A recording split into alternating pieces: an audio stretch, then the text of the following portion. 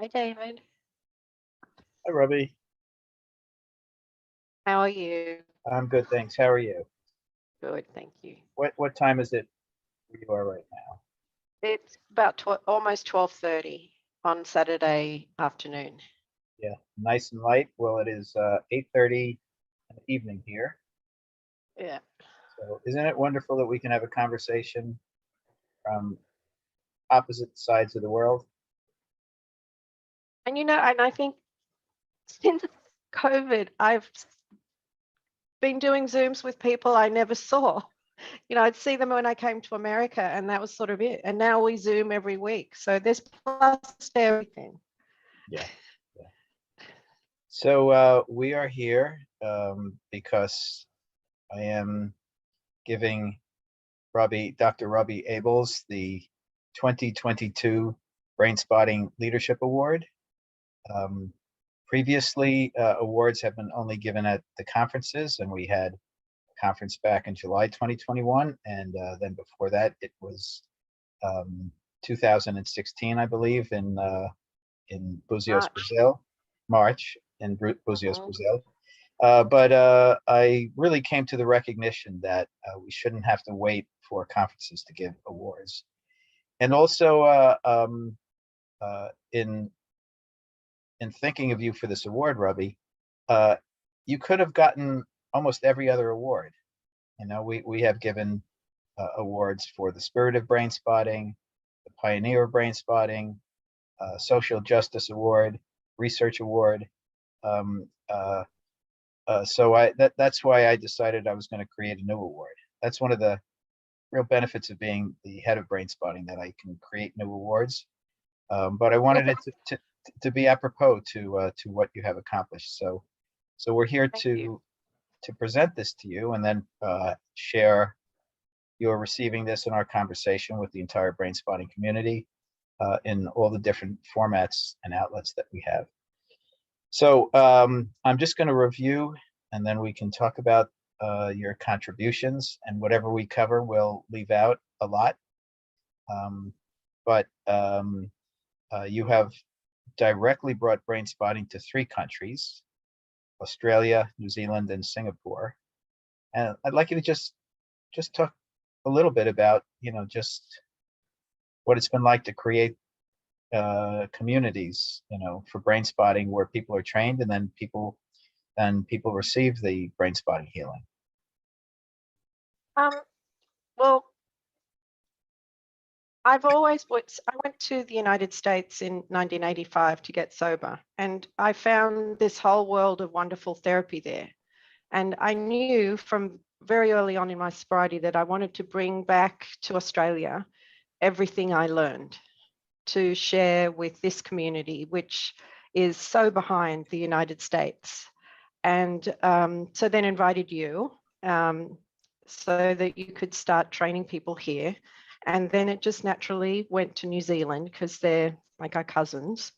And then recently, the people from Singapore contacted you and they wanted in on Brainspotting as well.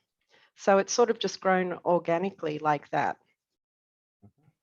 And what's it been like for you to just be creating these communities from, from nothing to thriving, growing communities of Brainspotting therapists? It's scary because I feel it's a big responsibility. It's lovely, of course, but it's also very serious business. It's a business. And before I started being a trainer and including other countries, I knew nothing about business. So it's been a steep learning curve for me, but one that's been very gratifying, obviously, and one that I never imagined that I could pull off, actually, to be brutally honest. Well, you have, and you have done it in an exemplary fashion.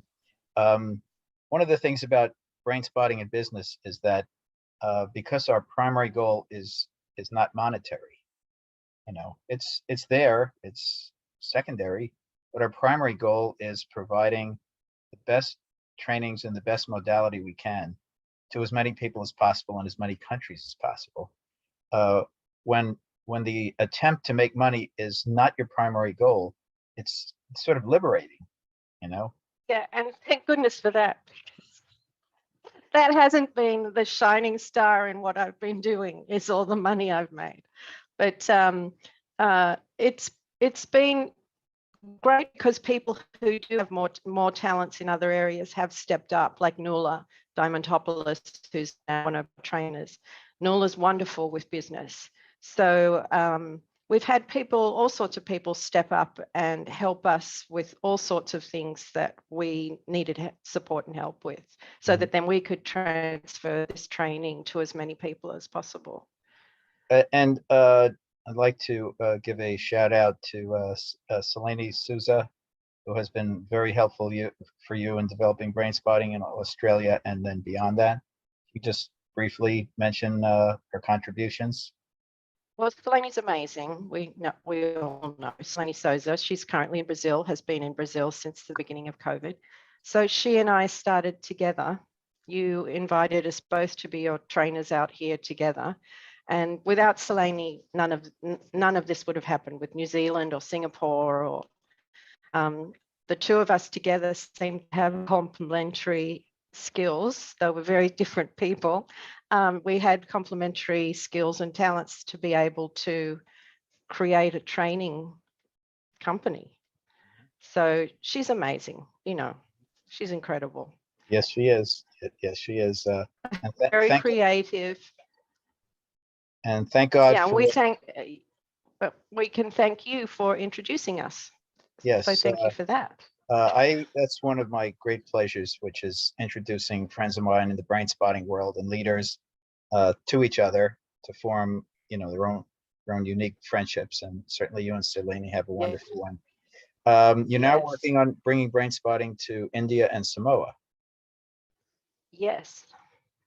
So, I remember a few years ago when I asked you about taking it to another country, and you said to me, "Have you ever thought of doing more trainings in your own country?" Yeah, I do quite remember saying that. Yeah. But I love to, go further, reach further, and give this to more people. And pioneering and humanitarian work are the highest expressions and manifestations of Brainspotting. And again, you live and breathe that. And of course, that's what the leadership award is for.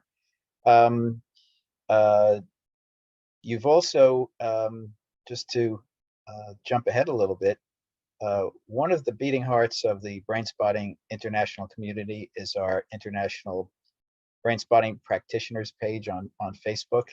And we've had a lot of people contribute to it, and we've had a lot of people helping to administer it, but you really gave 6 years as one of the administrators on that. And that too is part of what you're being recognized for. So if you can just talk briefly about that as well. So the Brainspotting page was started by Alana Christensen many years ago, who's a Brainspotting practitioner in Los Angeles. And very early on, she asked me to help administer the page as it started to grow exponentially. And so when people are asked to join the page, they have to let us know, like, where did they do their training, who is their trainer? There's a series of questions. Probably 50% of people don't answer those questions. So I would then contact them and say, "Hi, you tried to contact us. How can we help you?" basically. So I wanted that page to be people's first introduction to Brainspotting as a welcoming, inclusive, warm, friendly community. So often when I started contacting people, if they were in other countries, I would write those questions and use Google Translate to translate them into the language of the country they lived in. So I'd look up what country they lived in. If they were comfortable in English, we could continue, but mostly I would just be translating all these things. And some people just wanted a practitioner in the country or city they lived in. Some people wanted to take a training. Some people just wanted more information. So it ended up, as that grew and grew and grew, that became a a sort of a part-time job in the number of hours that it was taking a week. But I think a lot of people, when they try to enter a new community, they don't feel welcomed immediately. And that's what I wanted to do with that page, is even if they never did Brainspotting, did anything to do with us, but they would come, be welcomed, be included if they so wanted, and then have a good feeling about us as a community. So, And I remember when we were about 400 or 500 people as members of this list. And what is it now? Would you guess? I would say it's over 6,000 now. Over 6,000. So I would say I've stopped administering the page because it just got too much for everything else I was trying to do. But when I left, it was about 5,500 people from all over the world, which is astonishing, really. Yeah. From that brain spotter and you and that ice skater to Yeah. that is pretty astonishing. And there's so many other groups now, a couple of dozen other groups, specialist groups that people have started, yes. so that even more people can feel that they're included in a way that's their particular specialty or interest. Mm-hmm. So that's amazing as well. So from one session 19 years ago to 6,000 people on a Facebook discussion list. Yeah, amazing, pretty, amazing. And you did well. You're getting the award because you did well, and your work and the work of so many others have really supported my discovery and my work, and that's why we're such a large, vibrant, growing community. I want to move to the to something that you are famous for, and fame is something that that when you attain it, it doesn't make sense to you, because you're just yourself doing your thing, whether it's with 2 people, 20 people, or 2,000 people. But you developed the Brainspotting and addictions training, which combines narrative therapy, and of course, who can forget about the crocodile setup? So tell us, this is again part of your profound, and generous leadership. Tell us about, about this conceptualization and the trainings you've given around the world. So I think I've taught it in 12 different countries and so far, or 12 cities and 8 countries. I think that's it. So addiction is my heart. Helping people who have addiction is my passion. And I was working with a client who made it really obvious one day that when he was feeling craving for the substance we were working on him being able to let go of, he had no ability to tell me what his consequences were. And I was fascinated. And then after I think it was cigarettes, then he went outside, he came back and he could tell me all the consequences. And I thought, well, that's fascinating. What just happened? What just happened then? And so that's when I started researching the literature and came up with, when people are in craving for whatever the process, the behavior is, they can't access the consequences in their brain. Once they've satisfied the craving, then they can access the consequences. So I saw that as like, if we could create a bridge so that whenever they had this craving or urge to do the behavior, they had it cemented together with their consequences, that would give them an advantage being able to make a choice about what to do. And so with this client, I said, will you help you? Like, will you workshop this with me? And he was very happy to do that. And I actually videotaped him and he loved that. So, and then once we did that, he started making real progress with quitting cigarettes. He had been in AA for many years.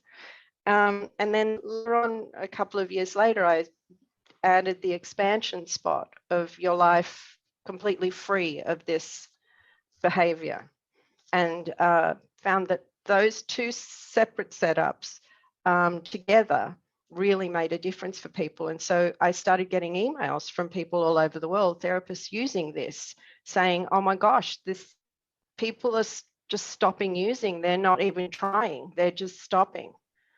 And then other people started emailing me and saying it's also working for women who want to leave domestic violence situations. It's working for cutters. It's working for all these other things I never imagined. But the community is so imaginative and creative, and our clients are imaginative and creative, and people have made it much better. People have expanded on it and tweaked it to so that they're using it with all sorts of other things. So it's really, for me, it's if I could help an alcoholic, an addict, or people who are struggling with behavioral issues, like that's the top of the pyramid for me. Mm-hmm. So, and I've also given it to a lot of people. So I do a training, as you know, but I also give the whole setup away for nothing, because my heart really is, I don't want people who have addictions to suffer. So, for example, South Africa, I always give them everything I do so that they can just share it in their communities. And other countries where there's low income countries, I always like to share it with them for either nothing or something very affordable. So my passion really is equity of access. Mm-hmm. So we can have equity, inclusivity, diversity, but you can't have inclusivity and diversity without equity of access. Absolutely. So that's always been my driver, is like, so if you're interested in it and you want it, I want you to have it, if you promise to help other people with it. And that kind of vision and generosity is definitely part of leadership. So I just wanted to reflect that to you. Um, you know, many modalities hold their information as proprietary information, that it's ours. Brainspotting, it's everything is in the public domain, so that using eye positions or the concepts of uncertainty or frame or tail of the comet, um, uh, uh, it's something that I would like to see get out there more and more into the larger field of psychotherapy and psychology and the healing arts. And there too, your work with addictions and the crocodile setup and so on, it would be wonderful to have that get out and not just be under the umbrella of Brainspotting. And to ensure that as well, I'm passing all my work with the crocodile and the pearl. So the pearl represents the recovery.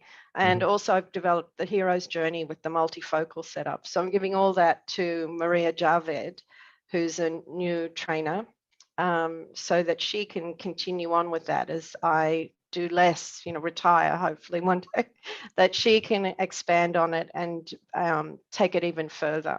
And she's also going to be taking Brainspotting to India with Navroop Sood in Singapore. So the three of us are going to be taking Brainspotting to India, and then hopefully Maria will be able to take all this work there as well. Mm-hmm. Well, it's hard to retire when you're not the retiring type. I know. I try so hard, and then always someone says, "Hey, do you want to do this?" And I can't. It's like, yeah, that sounds fabulous. Yeah, let's do that. Yeah. Like Samoa, right? So Yeah. Samoa is another country, so that's going to be a humanitarian training, which will be set up by Brooke Randolph. So who said to you, "Let's have Samoa"? Brooke Randolph. That's a joke. Let's have Samoa. Now I see. Look, as you and I have discussed before, you need to start compiling your dad jokes. Well, I actually think I think that punning is a high art form that is not appreciated for its uniqueness. But let's put that aside. Yes. Yes. Let's get the book ready for Father's Day. Yeah. So it's really been a long, powerful, meaningful, fun journey for us, going all the way back, way before Brainspotting started. When we first met, and it's an absolute pleasure and joy for me and honor for me to be giving you this 2022 Brainspotting Leadership Award, and you have more than earned it. So I just want to thank you and congratulate you, Robbie. Thank you, David. I appreciate it. It means a lot. Thank you. And I hope to be continuing to be in the community for many years to come and expanding and enjoying sharing what is really a miraculous healing modality with as many people as I can. You know, which means also one of the things I love to do as well is to bring up the next generation of brain spotting trainers, practitioners. So, and there's some amazing talent and gifted people, as you know. And you're very fortunate, I think, to have an amazing team, American team, USA team around you. So it's I feel that way about the US, North American team, Western Hemisphere team, and my international team. yeah, I am blessed, and you are part of that blessing. So again, thank you, and we'll look ahead to see what we can pull off as the years go ahead. see if we can get Samoa. Right. All right. Thank you so much. Thank you. Means a lot. Thank you. Okay.